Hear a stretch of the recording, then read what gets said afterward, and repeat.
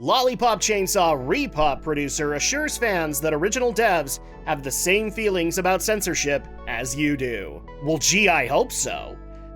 Greetings once again, my friends, and welcome back to the GNRO Minicast. I am your host, Adam Mickelson, aka Drak. I hope everybody's having an awesome day or night when you're listening to this. And once again, we have a wonderful story brought to us by BoundingIntoComics.com with Spencer McCooley as the author in regards to Lollipop Chainsaw Repop. In case you guys didn't know, Lollipop Chainsaw is a hack and slash that came out years ago that is going to be getting a remake, I believe, this year, but maybe next year, I'm not sure, for modern day consoles. And in case you guys don't know what it actually is, it was a hack and slash involving a chainsaw and a cheerleader. Look it up on Google Images. It's actually kind of a hilarious game. It is also made by Suda51, who made the No More Heroes games, so if you're a fan of those, you'll be a fan of this. But let's go ahead and get into it. And once again, seeking to ease the fears regarding the remake's commitment to honoring its source material, Lollipop Chainsaw Repop producer and CEO of its developer Dragami Games, Yoshimi Yasuda, has assured fans that the dev team behind the original release of the cult classic hack and slash title have absolutely zero interest in seeing their work subjected to censorship. One of the reasons they are concerned about it is because of the rampant onslaught of DEI that is happening right now, and if you actually played the game, or if you heard, it actually was pretty raunchy considering the time and place. I mean, for crying out loud, if I remember correctly, they brought back booth babes after E3 had kind of gotten rid of them in order to advertise Lollipop Chainsaw. So at that point, yeah, there's obvious concerns that fans would have, even gamers would have, especially those who have supported things like Free Stellar Blade, would have concerns about with this release. Yasuda, who also served as a producer on the original Lollipop Chainsaw, provided this insight into the internal debate surrounding Repop's development on May 16th via a post made to his personal Twitterman X account. No, I will never stop calling it that. That's as far as I'm concerned, that's what it is now. Therein, he succinctly informed the public in both Japanese and English, "We, the original staff, have the same feelings about censorship as you do." I hope so. At current, it's unknown just how many of Lollipop Chainsaw's original production team, if any, have returned alongside Yasuda to develop Repop, though it is known that, at the very least, director Suda51 and writer James Gunn, yes, that James Gunn, now that's already a red flag as far as I'm concerned. I did not know that he was the writer on that, and if he's back, considering all of the things that he's doing with DC right now, I have every bit of worry in that regard. Writer will not be among them. Okay, so James Gunn, not there. Good. I'm happy about that. I did not know he wrote that.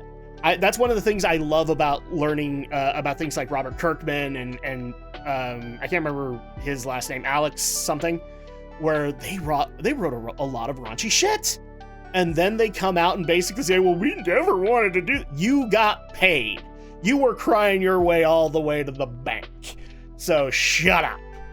However, regardless of whether the original devs are taking a stance against censorship from either an internal or external position, the fact that they are so willing and confident to speak up at all, even if it is via a collective statement issued by Yasuda, bodes well for the survival of Suda51 and Gunn's original artistic vision.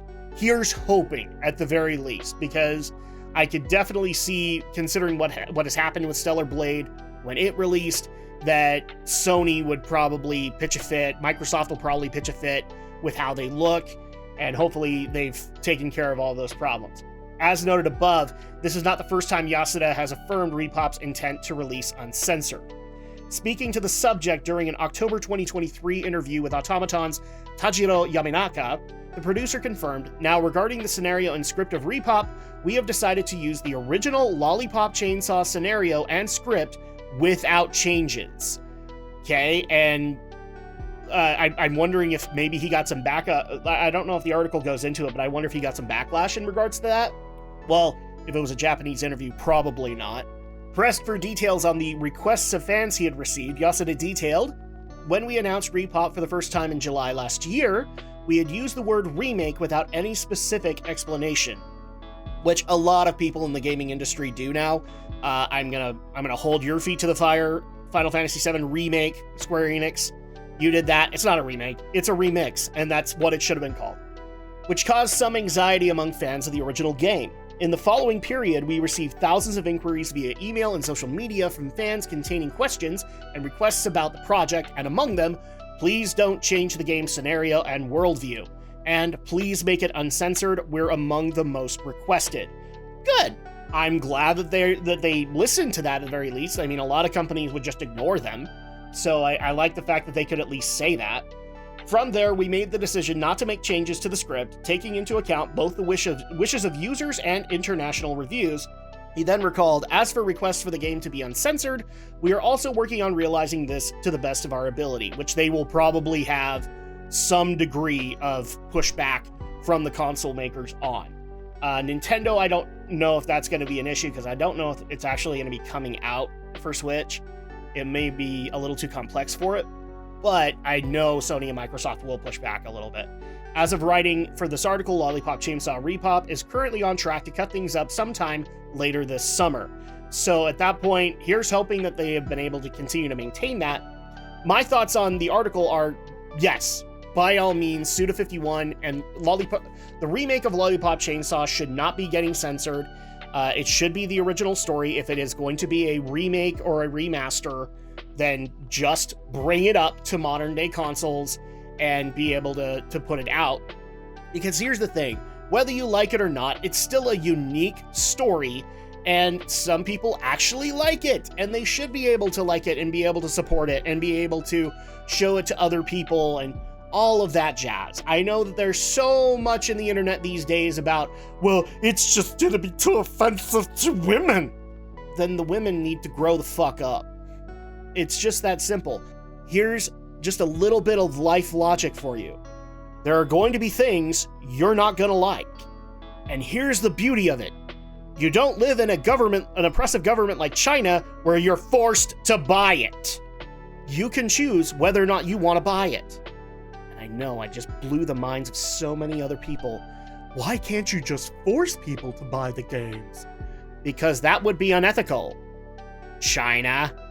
And so at that point, yes, it's going to contain things that are probably not going to be sensible for everybody in the gaming sphere. But that's the cool thing about the gaming sphere. It is huge and diverse on its own. It doesn't need to tout it, Alyssa. It doesn't need to brag about it, Kotaku. Or insert whatever gaming urinalist outlet you want to insert. It handles that fine on its own. It doesn't have to tout it. And so at that point, I'm happy that if they can pull this off, great. I actually have been in talks with Alex to do something in regards to Lollipop Chainsaw for a while, just because of how stupid and dumb the story is. And it's great. So at that point, I hope that they're able to do it with as little censorship as possible. But let me know what you guys think down in the comments down below. And if you liked the video, make sure to leave a like and consider subscribing, because that definitely helps with the YouTube algorithms and teaches YouTube, Big Mama YouTube, that having these kinds of conversations isn't necessarily a bad thing. We can still have these conversations, and it's not going to corrupt anyone or make them walk the dark path. We're all individuals. We choose to walk the dark path of our own volition. And that'll go ahead and do it for this video. Special thanks over to boundingintocomics.com, as well as to Spencer McCooley for the article, and I'll catch you guys for the next GNRO Minicast. Until then, take care, my friends.